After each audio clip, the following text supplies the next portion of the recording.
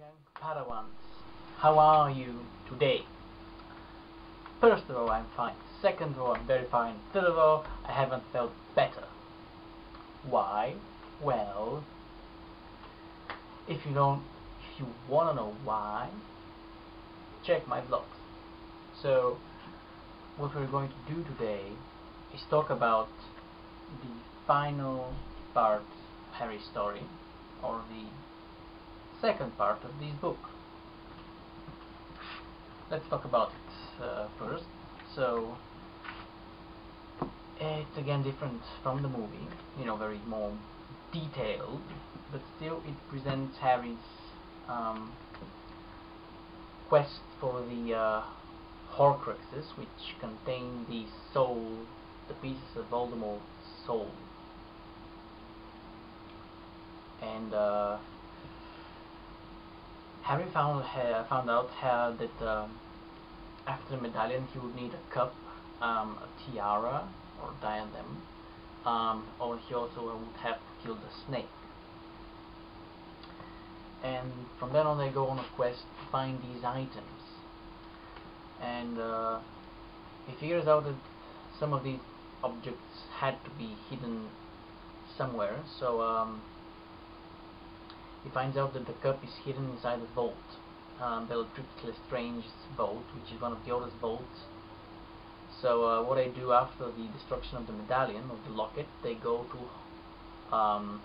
the Wizard's Bank, which was called Gringotts. So they go there and they attempt to steal the cup of Helena Ravenclaw. No, Hufflepuff. The cup of Hufflepuff. And yeah, they are faced with some protections and even a dragon, but they finally manage to take the cup and escape on the back of a dragon. And then their running again starts. And the tiara, the diadem of Ravenclaw, is the only thing they need to find, and they figure out that it's hidden somewhere in Hogwarts, and they go there. But the situation in Hogwarts is very, very dire. The headmaster in Hogwarts is Severus Snape, and Harry Potter is very, very wanted. He's the undesirable #1 still, and Harry, Ron and Hermione go to Hogwarts with the help of Dumbledore's brother, Aberforth Dumbledore.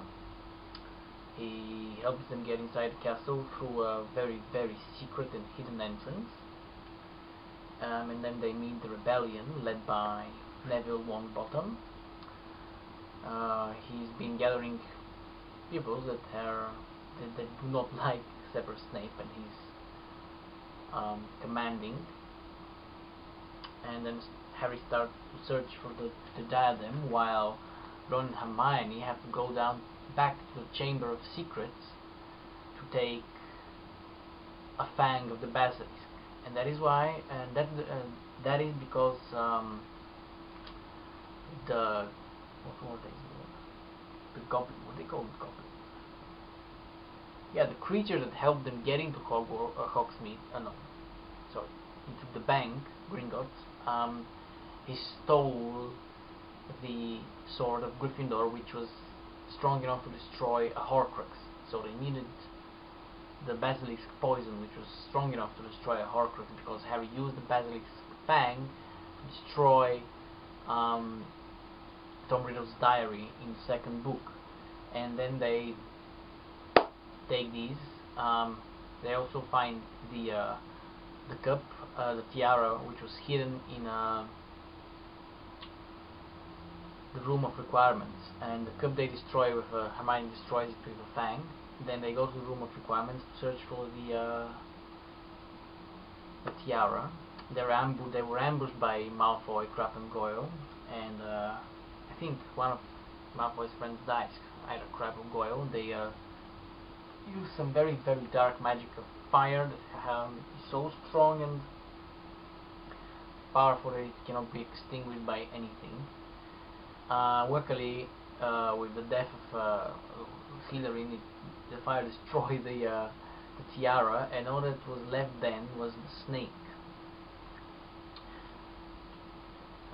During that time, a battle began between Voldemort, his Death Eaters, spiders, giants, and Dementors, and every dark creature he could find were battling the students and teachers in Hogwarts. The battle was very devastating. Many people died on both sides, and Lord Voldemort finally decides the battle is meaningless, and he offers a 1-hour truce for Harry to show himself and go to the Black Forest to surrender himself to Voldemort. And Harry has no choice but to do so. And he goes there. He uses the Returning Stone, which is one of the 3 Deathly Hallows, to bring back only for him the spirits of his parents, of Sirius, and for them to keep him strong on this path. So Harry finally meets Voldemort, and Voldemort is very, very, very happy, evil happy, and he kills him. But that's what he thinks. When the Avada Kedavra killing unforgivable curse hits Harry, he finds himself in a very, very white place, naked. And he sees there the spirit of Dumbledore, and they have a very interesting conversation. And it ends with Harry asking, "Am I dead?" And Dumbledore says, "No, not yet." And then Harry wakes up in the hands of Hagrid, which was made to carry him with the Death Eaters to the castle, so that everyone would see that Harry's dead. But Harry wakes up, and the battle commences again, and there are 2 main battles between Molly Weasley and Bellatrix Lestrange, and the other one is Harry Potter, of course, and Lord Voldemort. Molly Weasley kills Bellatrix, which enrages Voldemort, and he tries to have his vengeance, but Harry says, "No, you're my opponent." And they battle, and they just cast their usual Harry Potter's Expelliarmus and Voldemort's Avada Kedavra, and they clash, and they battle of wills and power, magic power, and eventually Harry beats Voldemort in a very special way, that Voldemort's curse comes back to himself and he dies. And this is the moment here, see? Harry here is trying to catch the almighty wand, the one wand, while here Voldemort is falling on the ground, already dead. So why did Harry win? Voldemort believed that by killing Severus Snape he would gain power over the one wand, but that's not true, because as the tradition goes, the one that disarms the wielder of the wand becomes its official master. So the one that disarmed Dumbledore on the tower in the end of the 6th book was not Snape, it was Draco Malfoy. So in the middle of the book, when Harry is brought to the mansion, to Malfoy Mansion, he disarms Malfoy and takes his wand, which makes Harry the final link in the chain of the master of the one wand. And thus, he being the master of the wand, Voldemort cannot kill him, and the wand will automatically go in the hand of the master, because it cannot kill its master, and Voldemort's curse goes back to himself and kills him. And that's how the story ends. And the final chapter is called 19 Years Later. It presents us Harry, and an older Harry who is married to Ginny. They have 3 kids.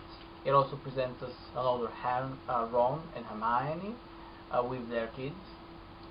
And they're all on the King's Cross railway station, 9 3/4, sending their kids to school.